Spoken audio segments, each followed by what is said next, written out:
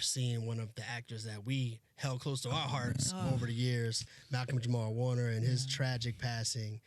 When you heard the news, man, how did it affect you guys? And like, what is your, just thoughts on watching him grow up as a kid on the Cosby Show and all of those things, man? My heart instantly sunk. I was in the gym yesterday when I got the text, and it seemed like text just kept coming through because he has had that impact from a child. He was like the big brother that I never had in my eyes, and the Cosby Show was everyone's North Star growing up.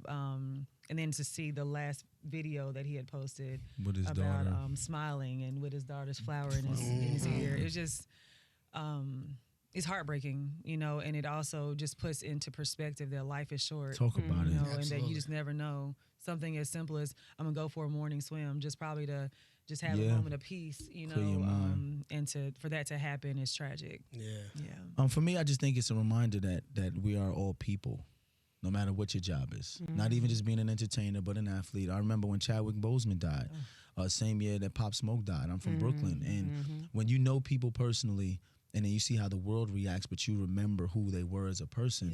It's a reminder to all of us that we're people. We have cool jobs in entertainment, but we're just people. So we need to interact with people like that on a daily basis. And what you're saying, Chadwick, we all go through things, you know, whether it's sadness, death, or sickness, and you still got to keep working and keep it moving.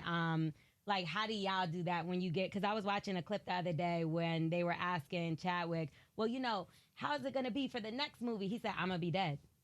He said it. He literally came out and said that, and the lady thought he was talking about his character or whatever the case, but people looked at it like it was a double meaning. He knew what was coming. So how do y'all get through tough times and tough moments when people are prying into your personal lives? Yeah, me, I lean on my faith. I'm really big on my faith and leaning on God and just keeping that the center focus, because in this industry you can get clouded. It's so many voices and so much noise that you really have to know what the focus is. And for me, and it hasn't always been like that. Like I used to let all that get to me. Devale knows I would take things personal. But now when people are prying, I'm just like, you know what?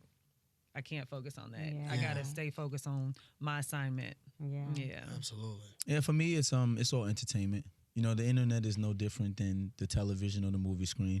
I realize now there's 8 billion people in the world. Only 680 million are on Twitter, which means less than 10% of people are actually on social media actively.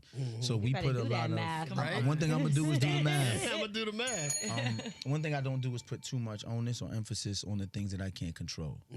So if you're in the digital space or the TV space and you're prying, go ahead and pry. I got to focus on what really matters. That's real.